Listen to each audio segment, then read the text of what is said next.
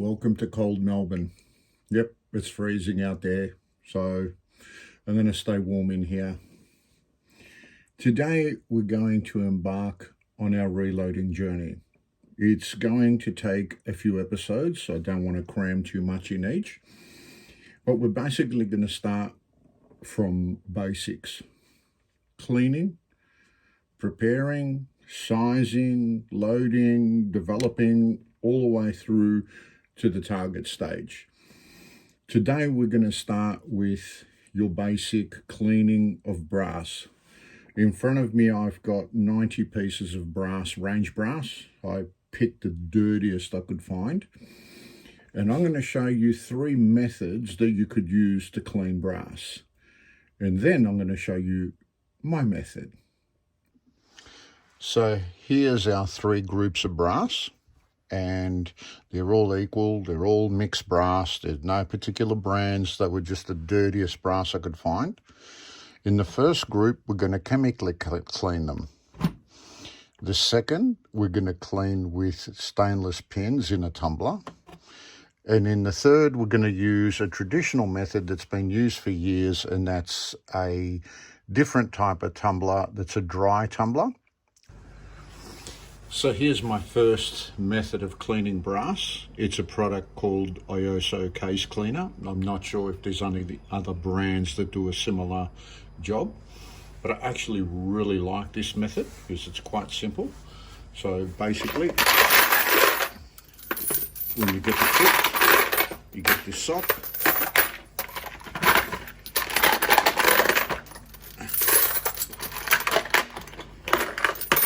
Pop all your brass in.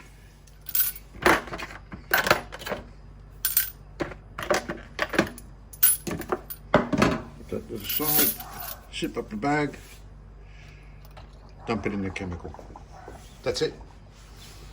Maximum of 5 minutes. I never take anything to the maximum. I like to dunk it every 30 seconds. So every 30 seconds, I'll just come here and I'll dunk it a few times just to make sure the chemical's getting right through. And at the 4-minute mark, I will remove it and I will fill up this tub of water over here next to it, and I'll rinse it all out and make sure that I've neutralized any of the chemical. So you have it, time's up. So I'll give it one final dunk and then I'll strain it. Then you'll see that I turn the sock over as many directions as I can to drain as much as I can. Now the good thing about this product is it is biodegradable, and once you're finished using it, you can pour it down a sink. I would probably get to clean 1,000 cases out of this liquid before I have to throw it out. So it does last a long time. It's not a matter of fact of using it once and getting rid of it. So that's quite good. And I've got my little bath going over here, and we're just going to dunk that straight in the bath. As you can see, it's foamed up a fair bit. Make sure I get all the brass out.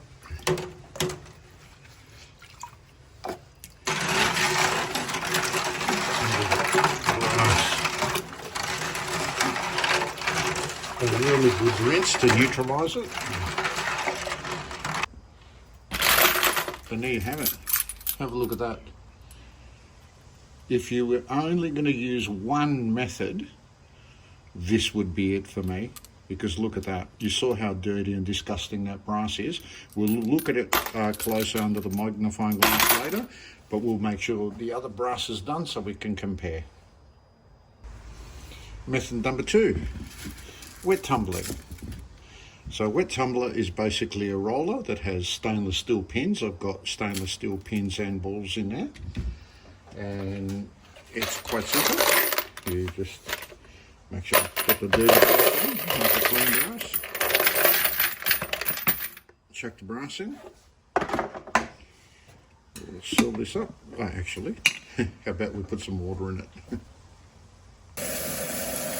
Top it up with water. Now, the more water you're going to put in it, the less violent it's going to be on the brass, and I do like to preserve my brass, so I run it quite high. That's probably a little too much, so I'll just pop some of that out. And the only thing I'm going to put in here is a drop of dishwashing liquid. That's it. That's all it needs. Some people put citric acid and other things in there, but you know what? To get it right is so hard, so I don't bother. Look, citric acid would work well, but the amount of people that I see put too much citric acid and destroy their brass, it's just not worth it. So dishwashing liquid for me it is. That's it. It's sitting on the tumbler now. I'm going to turn that 30 minutes and we'll come and check up on it. So this is what we call a dry tumbler. It's quite simple. It's just a machine that vibrates, that allows the brass to travel through the corn cob here, and it cleans the brass in the process.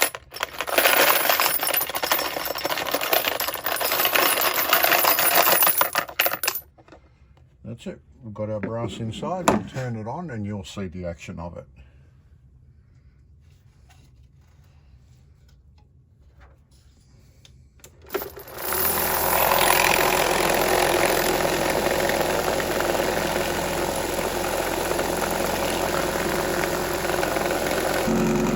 Let's come back to it in 20 minutes. So we have our 3 different methods of clean brass. The first one was the chemically cleaned. You'll also notice that I always leave the primers in to do my cleaning.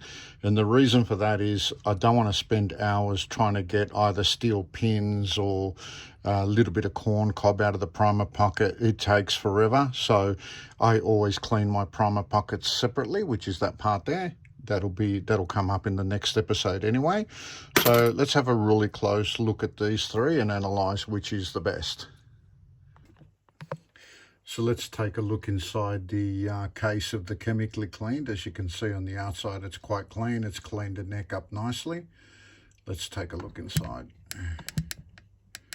It'll just take a minute to focus.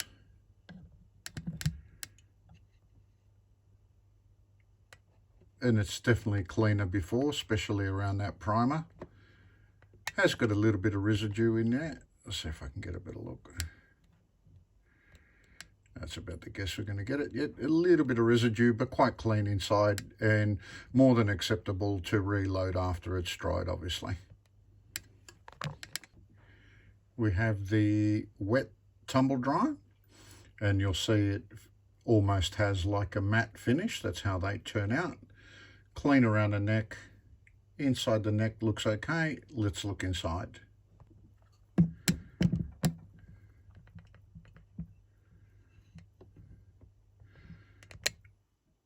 I would say that's quite a decent clean. I'm going to say it's a little, look, it's too hard to tell. Let's call it on par with the chemical clean inside, but yeah, definitely clean enough to reload. Now, the best outside finish is by far the dry tumbler. It always polishes the brass up nicely, nice and clean around the neck. Inside of that neck isn't very clean, and we're going to zoom in now. Now, looking inside this case tells another story. That's almost as bad as when we started, and I can't even get a bronze reflection at the bottom of the case. That's still caked down the bottom there. So just because your brass is clean on the outside doesn't mean it's clean on the inside.